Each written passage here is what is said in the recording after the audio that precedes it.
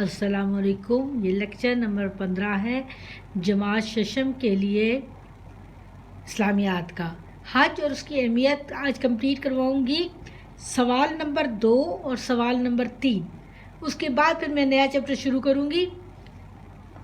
سوال نمبر 2 کیا ہے؟ درست جو چیز ہے اس پہ 3 آپشنز دیے ہوئے ہیں، آپ نے دوست کا نشان لگانا ہے جو صحیح ہے. حج کی کیا معنی ہے؟ قصد یا ارادہ. اس پہ اوپر ٹک لگائیں. حج ارکان اسلام کا کون سا رکن ہے؟ پہلا لکھا ہوا ہے، تیسرا، پانچواں.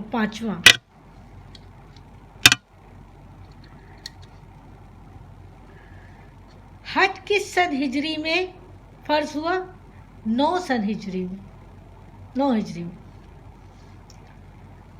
حج کی بدولت کس زبان سے واقفیت حاصل ہوتی ہے؟ عربی.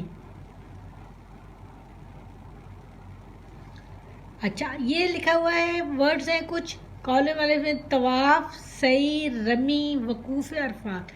طواف اللہ کے گھر کا طواف کرنا، طواف اس کو کہتے ہیں. ٹھیک ہے. سعی کیا ہوتی ہے جی؟ بتائیں.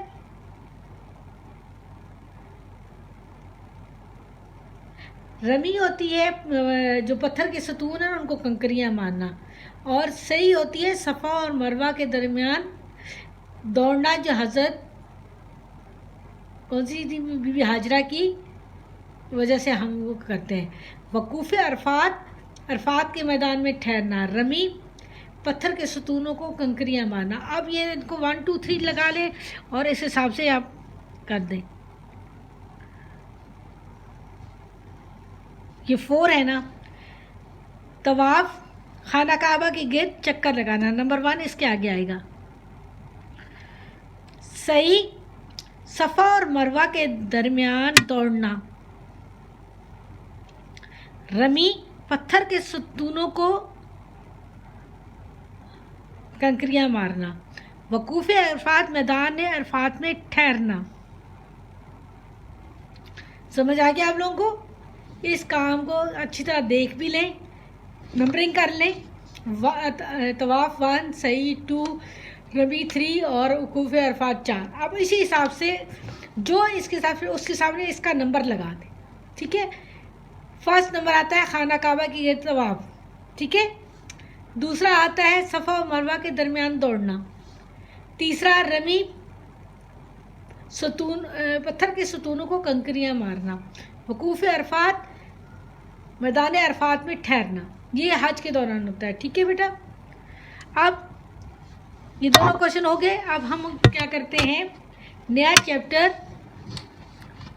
شروع کرتے ہیں. سنیں آپ لوگ. رسول صلی اللہ علیہ وسلم کی حیات طیبہ غزوہ خندق سے خیبر تک، غزوہ خندق سے لے کر غزوہ خیبر تک. غزوہ خندق کے موقع پر کفار مکہ نے عرب کے بیشتر قبائل کو اپنے ساتھ ملا کر مسلمانوں کو فیصلہ کن شکست دینے کا جو منصوبہ بنایا، وہ ذلت آمیز رسوائی اور ناکامی سے دوچار ہوا. اس شکست کے بعد کفار مکہ کا زور ہمیشہ کے لیے ٹوٹ گیا اور اسلام کی اشاعت و تبلیغ، اس کے غالب آنے کی راہیں ہموار ہونے لگیں. صلح حدیبیہ اس سلسلے کی ایک کڑی ثابت ہوا، جس کے بعد عرب کی سرزمین پر مسلمانوں کا غلبہ. پہلی کڑی کیا ہے؟ صلح حدیبیہ. حیات طیبہ، حضور صلی اللہ علیہ وسلم نے جنگوں کے دوران لوگوں کے ساتھ کیا معاملات کیے، کیسے، اس چیپٹر میں ہم سیرت طیبہ میں پڑھیں گے. حضور صلی اللہ علیہ وسلم کی سیرت کے مطابق انہوں نے ان مشکل حالات میں کس طرح مسلمانوں کو سمجھایا اور کس طریقے سے چلے. سن 6 ہجری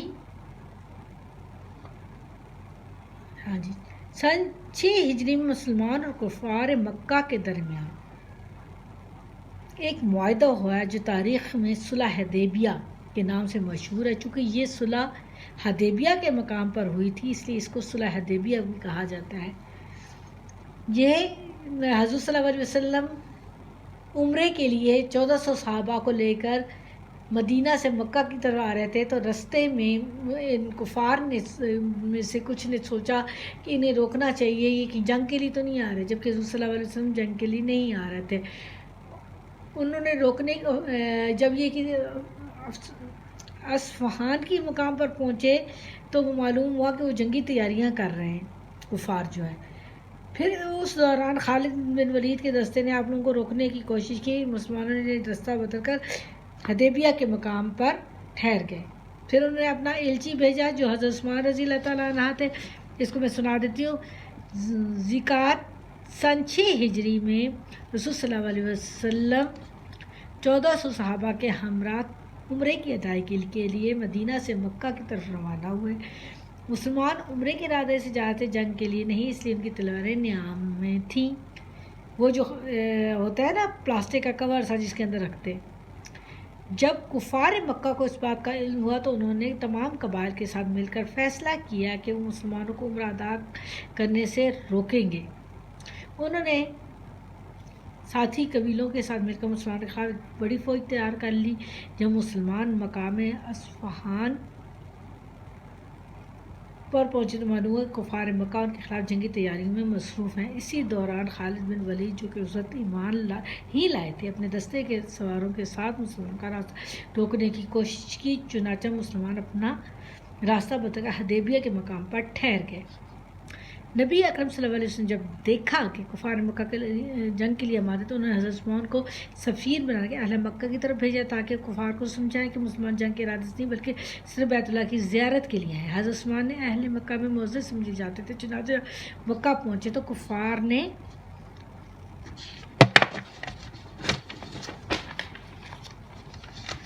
حضرت عثمان سے کہا کہ آپ چاہیں تو خانہ کعبہ کا طواف کریں، ہم دوسرے مسلمانوں کو اس کی اجازت نہیں دیں گے۔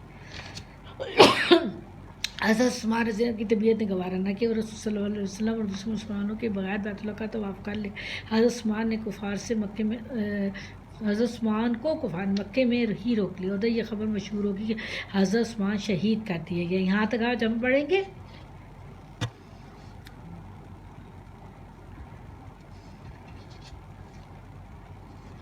ٹھیک ہو گیا؟ اب آپ کو میں اس میں ایک سوال بنتا ہے جو میں آپ کو کروانے لگی ہوں، ٹھیک ہے بیٹا؟ دیکھیے یہ بہت سمپل ہے، صلح حدیبیہ 1 2 3 ہر کلاس میں پڑھتے ہوئے آئے ہیں۔ اس میں بظاہر ایسی شرائط تھیں جس سے محسوس ہوتا تھا کہ مسلمان کمزور ہیں، اس لیے لیکن بعد میں انہیں سے بہت فائدہ ہوا مسلمانوں کو، اور مسلمانوں نے بہت جلد مکہ فتح کر لیا۔ صلح حدیبیہ سے کیا مراد ہے؟ اس صلح کا پس منظر بیان کریں۔ سن 6 ہجری میں جب مسلمان اور کفار مکہ کے درمیان ایک معاہدہ ہوا جو تاریخ میں صلح حدیبیہ کے نام سے مشہور ہے۔ چونکہ یہ صلح حدیبیہ کے مقام پر ہوئی تھی اس لیے اس کو صلح حدیبیہ کہا جاتا ہے۔ پس منظر: ذکات سن 6 ہجری میں رسول صلی اللہ علیہ وسلم 1400 صحابہ کے ہمراہ عمرے کی ادائیگی کے لیے مدینہ سے مکہ کی طرف آئے۔ جب کفار مکہ کو اس بات کا علم ہوا تو انہوں نے تمام قبائل کے ساتھ مل کر فیصلہ کیا کہ مسلمانوں کو عمرہ ادا کرنے سے روکیں گے۔ جب مسلمان مقام اصفہان پر پہنچے تو انہیں معلوم ہوا کہ کفار مکہ ان کے خلاف جنگی تیاریوں میں مصروف ہیں۔